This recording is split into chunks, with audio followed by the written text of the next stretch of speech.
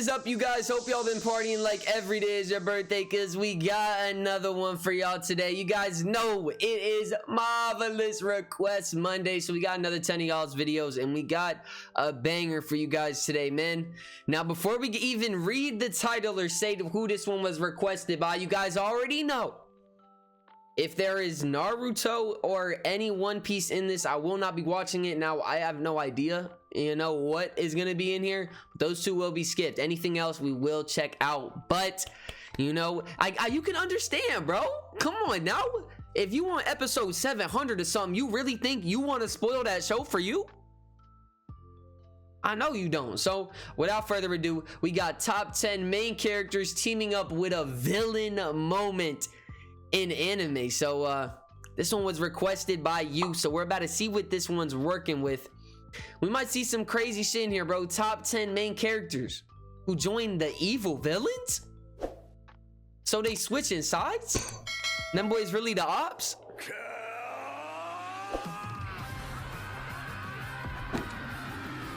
Oh, I know, I remember that villain dude.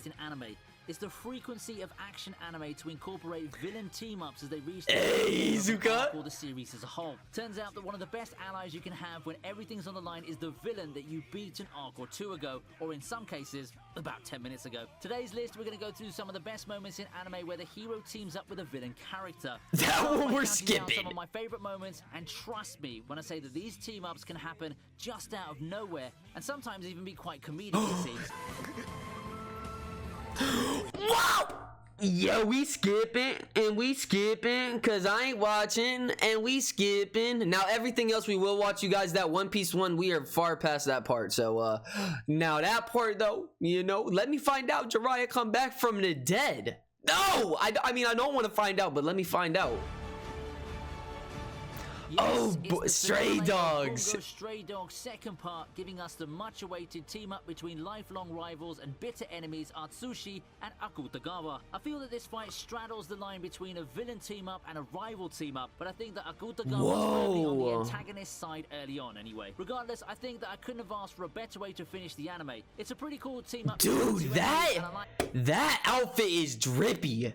That shit is nice, bro. I'm not gonna cap. That outfit is kind of fluke. That like ninja style red black gradient, that shit goes hard, bro, with the red lightning. I couldn't have asked for a better way to finish the anime. It's a pretty cool team up between the two enemies, and I like how, despite having to put their differences aside for this epic collision, both Atsushi and Akutagawa whooping that shit. He don't even need to hop in. Each other. Teeth clenched teamwork at its finest, all while showing us that they should put their differences aside. They could possibly be the greatest dream team in the whole series due to how their abilities synergize with one another. Amazing way to end what I feel like is one of the most underrated action anime in the era. Combo in his ass, bro. We move on with Inuyasha and Sesshomaru versus Naraku.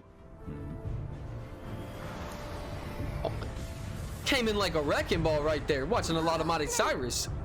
Inuyasha and Sesshomaru have a complicated history, to say the least. Most of it has to do with Sesshomaru's sword obsession, but let's just say that for the most part of the series, the two have barely seen eye to eye. They've also given us some of the most iconic... She really finna come in and punch her shit? Trying to one-up each other in techniques and sheer power in their alternate forms. However, the brothers are apparently not too against teaming up once in a while, especially when a much bigger threat looms on the horizon. Enter Naraku. In fact, the action climax of the final Inuyasha arc involves a battle against Naraku, where the Inuyasha... He's shooting light tornadoes at him. Sesshomaru himself, rough edges and all. It's been a long character. Yeah, you ain't surviving that, my boy. In this team up, it just feels so right to see the two brothers fighting side by side for the action-packed finale of the series. Skewered him. I won't say it's the #1 best battle in the series. Toasted him. It was still a joy to watch. And he split him in half. Oh! Bro, he blended that man. He literally blended that man up into some bite-sized pieces. That's raps.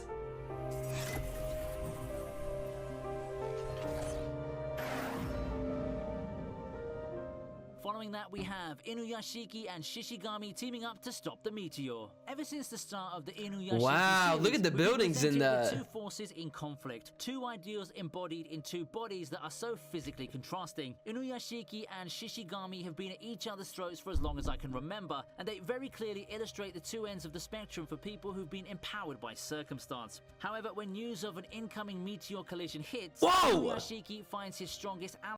Did he just launch into space? Oh, the robots. Oh shit, I didn't peep that part, bro. Holy shit. Remember, and they very clearly illustrate the two ends of the spectrum for people who've been empowered by circumstance. However, when news of an incoming meteor collision hits, Inuyashiki finds his strongest ally in the form of his mortal enemy. Yes, it was Shishigami who comes to his rescue, proposing the most outlandish proposal of self-destructing and sacrificing himself for the good of mankind. The scene makes for one very emotional ending to see that towards the end, the slightest hint of heroism still gets awakened in the mercurial youth, and the constant clashes between the two superpowered people manage to bring out the good in someone. Why is he pressing his eyeball like that? That shit gotta hurt. Ooh, Fullmetal Alchemist. Had a rough first meeting. They never really saw. What the shit is that, bro? This a dog? It's what the fluff, dude? They never really saw eye to eye with one another. That is one of the craziest looking villains. Former enemies would be forced into temporary alliance when circumstances land both of them inside Gluttony's subspace. Inside the stomach of another homunculus, the two, along with Ling, get forced to temporarily team up. After all, no one wants to die, right? And at that point, they've only got each other to rely on. So, as you'd expect, the alliance was holy shit! But for that brief moment, it feels surreal to see Edward work so well with someone who nearly killed him not too long ago. I'd also like to believe that it was this brief moment of teaming up that played a part, no matter how small it was, in Envy's final realization that leads to his eventual demise. His death in front of Ed is a powerful moment in the show, and I'd like to think that this temporary alliance with a human helped push him to the brink of his breakdown. In death, he sees Edward no longer as an enemy to kill while he delivers his tearful goodbye. Whoa. Hey, Attack on Titan. That's right, bro. I should have known this was gonna be on the list. These two got the OP duo. One of them can control the Titans. They can't do it, you know, by themselves. But when they come together, they can control Titans.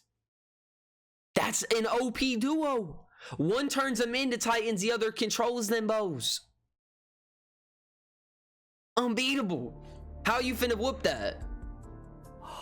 Eren and Zeke form one of the more unlikely alliances in Season 4 of Attack on Titan. Was a shock. You heard that was right. a shock. Eren, the protagonist of the series, spends time working in tandem with the much maligned and utterly despised Zeke during Season 4 of Attack on Titan. Son of a bitch. Right? However, for someone who's more of an insider or updated to the whole thing, this unholy alliance may not be that surprising after all. As we've known now, spoiler alert, Eren's not the most by-the-book and heroic protagonist in anime, and given the developments in the last season of Attack on Titan, he is not. I doubt you can even call him that description in the slightest sense of the word. The alliance with Zeke would not make sense on paper, but after going through the series, it did start to make sense.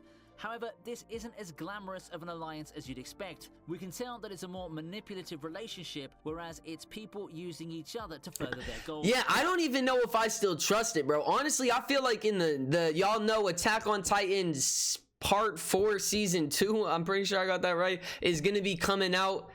And I honestly feel like Zeke and Eren are going to end up going against each other. I honestly don't feel like there's a way that alliance works out. It's a long-term play for selfish goals, but it is what it is. Instead, we can think that it's one of the greatest facets of Attack on Titan as a series in action, and I feel inclined to include it on this list.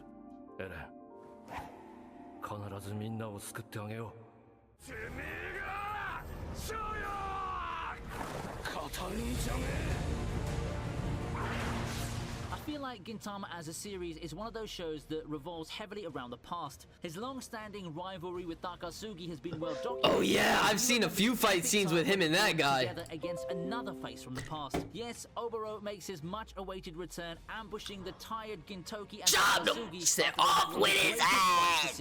Queen of Hearts had ass. The team between Gintoki and Takasugi is rather short, but with epic moments like Takasugi repaying the favor and striking down Oboro's eye, is length really an issue? As much as Gintoki Wow, look at that teamwork right there. Each other, they can also form a very powerful combination when fighting alongside each other.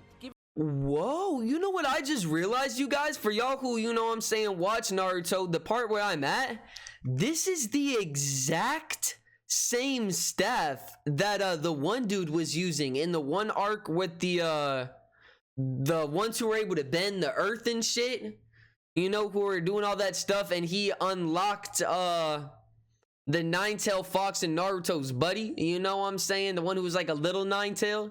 He had the same other fluff and staff as this. If you know, you know, and if you don't, well, then you just keep watching. Combination when fighting alongside each other. Given the condition of both men when Oboro arrived, I doubt that they could logically win the match on the spot, but only fools would count the two of them out any day of the week. Gamui and Gargura joining the party was just the icing on top of the cake.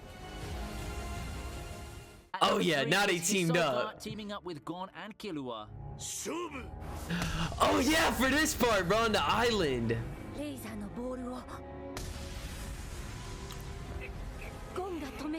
Teamwork making the dream work. Now I'm not gonna lie though, I don't know if I want Hikaza behind me at all, bro. That man Hikaza is probably, you know what I'm saying, bricked up right now, bro. I can't even say pause on that. That man is so weird. He's the one, bro.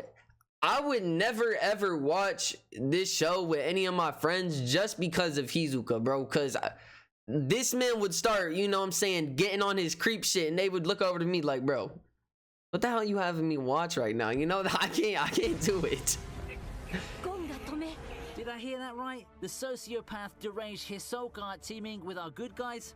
Yes, it really did happen. And of course, it's not on the battlefield. However, would anyone have expected this surprising team-up of epic proportions to happen in a dodgeball match? A very high-stakes one at that too. Greed Island provided us a lot of memorable moments, and I think that seeing the two people who pretty much tried to beat each other to oblivion in heaven... Damn, that punch is something serious. Show me rock! They also work surprisingly well too, given that they're enemies and all. Well, I do believe that your greatest enemy or rival does have a tendency to be the person you have the most chemistry with, given how you seem to know each other inside out. That's actually facts. Hisoka's best memories with friends, as some people say. With how the scene was presented, we could come up with innuendos all day and the like, and that's... Bro, his sticky gum is so OP.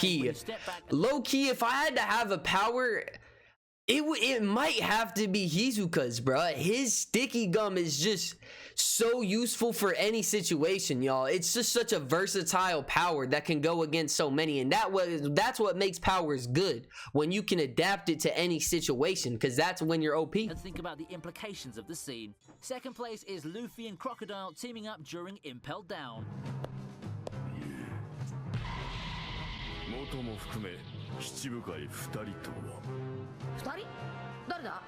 If you still remember, Luffy had one of the worst beatdowns done at the hands of none other than the nefarious Crocodile. The two had a... If you guys haven't gotten to this arc, this is when, you know, I really started getting into One Piece. Now, I'm not saying, you know, the series was dog shit before this arc. It was alright, you know. It was still, you know, a good anime. It was even great anime. But once we started getting to this, then it started getting in that top 10 conversation. It really is just an absolutely amazing one. For the ages, and once everything was said and done, it's really hard to envision Crocodile as an uneasy ally anytime soon. I mean, it didn't even have the cool rival vibes that villains who turn somewhat good have. Still, there's nothing too impossible when our characters have their backs against the wall. You gotta do what you gotta do, man.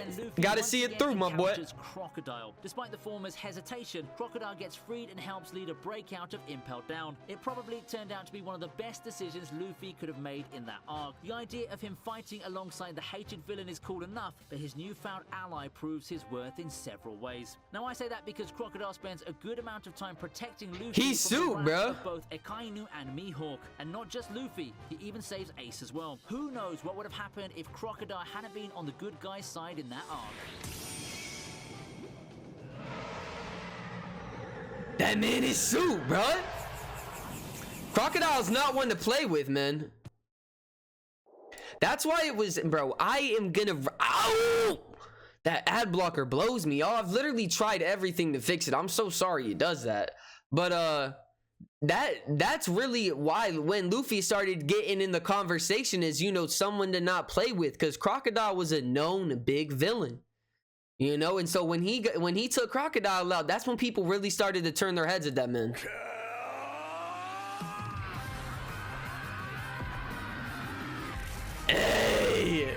Now that's a crazy team up right there.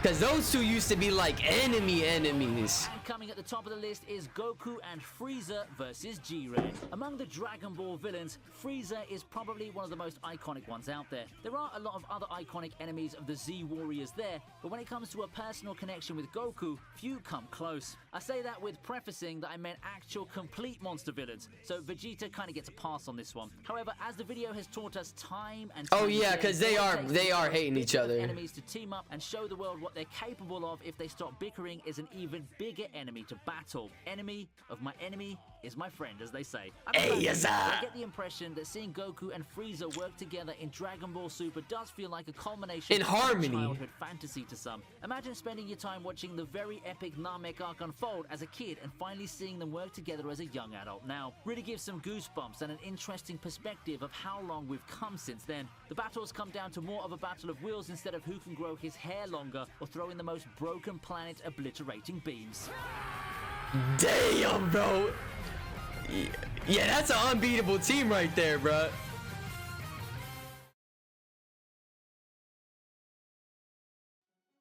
And that right about concludes this. Hey man, shout out to VinnyTube. You guys know he always brings in the most heat top 10 videos, and wow, what a top 10. Yeah, that last scene, you guys. Now I have really not watched too much Dragon Ball Z, but when I was a kid, this is the arc that I started on right here. I would always, you know, every night at like 10:30 want to watch it, but you know, I had to go to bed. We had a bedtime, bruh. And you know, when we were a kid, bro, anybody who knows when cable was out before Netflix and all that stuff, the good shows come on at like 10:30, and that's when they start. So you know, you never be able to watch the good stuff, maybe an episode or two, but whenever I would watch it, the arc that was on was that dude with the some robot stuff. But that's really how I got known to Dragon Ball Z. So that's a huge one with them ending up teaming up to fight that guy. But I hope y'all enjoyed that one. Amazing video requested by you, so you know, it's just that much better. We got, I think, 2 more for you guys today, so make sure you do stay tuned. Check out the other ones because we've had some absolutely mind-blowing ones today, and let's see if these last 2 can just be the icing on the cake. Have a marvelous Monday.